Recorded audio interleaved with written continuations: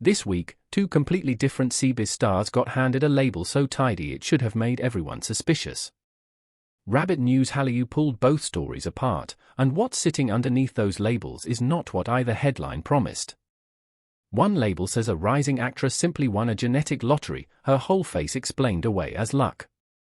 The other says a leading man is, officially, the biggest eater in Chinese variety television, a character card built by a production team and cheered on by well over 1 billion views. Both explanations are clean. Almost suspiciously clean. And in both cases, the thing getting flattened into a label turns out to be something considerably more complicated. Start with Tian Xiwei. As of July 3rd, the tags around her gene lottery status are still trending, built off a simple trigger, netizens circulating photos of her with her parents, then mapping her features onto theirs feature by feature. The eyes and expression, people say, come from her father, sharpened into something more delicate than his own. The soft oval face shape reads as her mother's, and it's credited with balancing out what would otherwise be a longer mid-face. Put together, the story writes itself, two good-looking parents, one lucky combination, done. Except not everyone agrees on the premise. Some commenters describe her parents as fairly ordinary-looking. Others insist the family has always had strong bone structure and that perception of their looks has simply shifted over time. There's also a privacy backlash running in parallel. A real portion of the conversation is people asking commenters to stop circulating family photos at all, arguing that a celebrity's relatives didn't sign up for public dissection.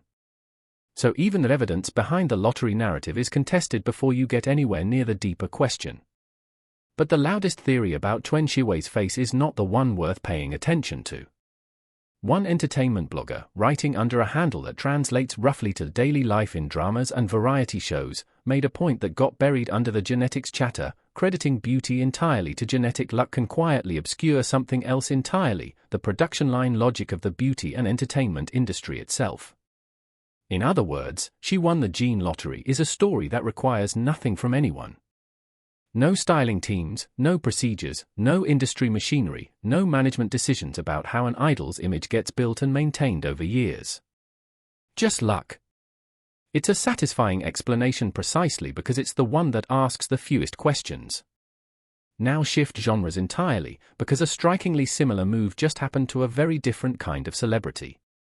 Zhang Linghe has spent recent weeks turning into a certified internet phenomenon for one specific reason: he eats constantly on camera, on the variety show Let's Start Reasoning.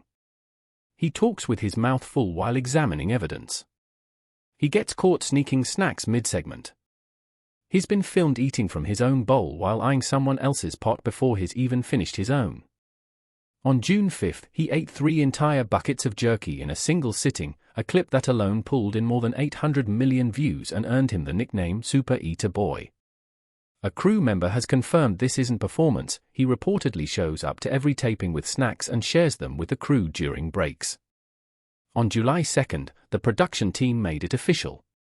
They built character cards directly off the cast's real personalities, and Zhang Linghe's card was simply the glutton, with co-star Ding Chengxian cast as his assistant glutton.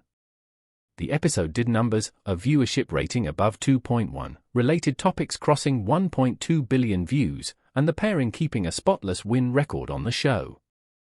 As a piece of television branding, it's a clean win. Audience loves it, ratings prove it, character locked in. Here's the detail that got lost in the celebration. Just 2 days before that episode aired, on June 30th, Zhang Linghe had been on a completely different show, Our Dorm, disclosing that he has serious food allergies to eggs, cakes, fermented wheat products, and beer. Not something from childhood. A late-onset allergy that developed in adulthood, tied to shifts in his immune system. When he's accidentally eaten these foods, he's described the reaction as rhinitis, a full-body rash, and a night without sleep. The timing isn't a scandal. Nobody did anything wrong here. But it's an odd pairing of facts to sit side by side, one show stamping a biggest eater in China label on him at the exact moment another show had him talking about a doctor-mandated food avoidance list. There's a plausible explanation for why the allergy developed at all, and it points back to the kind of pressure that tends to sit underneath most eats anything, all the time internet personas. For an upcoming film role, he reportedly cut his weight down to a minimum around 66 kilograms, with body fat once measured at 8%, while maintaining his roughly 190 centimeter frame. He's also described periods of irregular sleep and heavy overwork, the kind of schedule that can throw an immune system off balance. And there's a small, telling anecdote where he admits coffee makes his heart race, yet he once combined 3 or 4 shots of espresso into a single Americano and drank it on an empty stomach anyway. Since late June, he said he's been strictly following his doctor's advice, avoiding trigger foods, adjusting his schedule, trying to let his immune system settle. What keeps this from reading as some hidden crisis is the fanside evidence pointing the other way.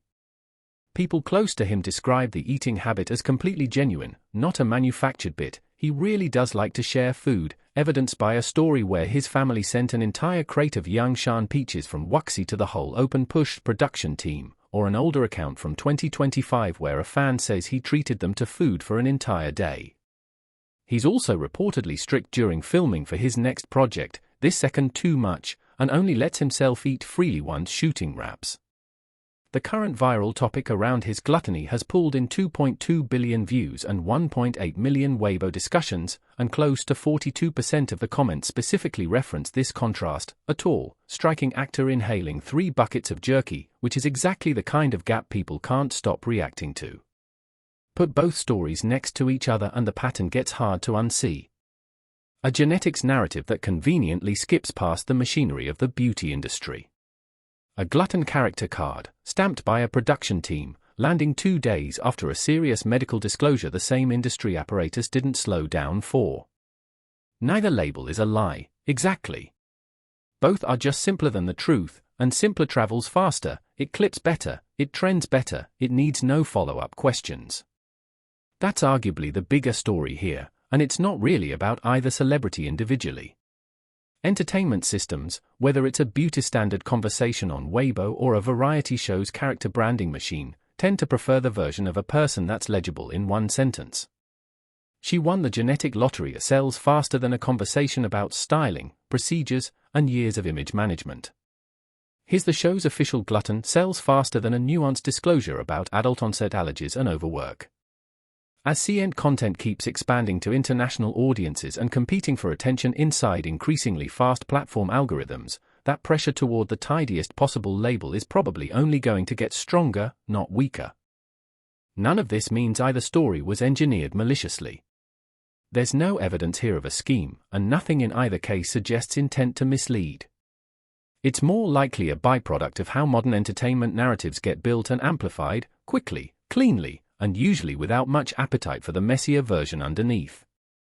If you're the kind of viewer who wants to know what's sitting just behind the trending tag, the detail everyone scrolled past on the way to the comment section, that's the whole reason Rabbit News Hallyu exists. Subscribe if you want analysis, not just headlines.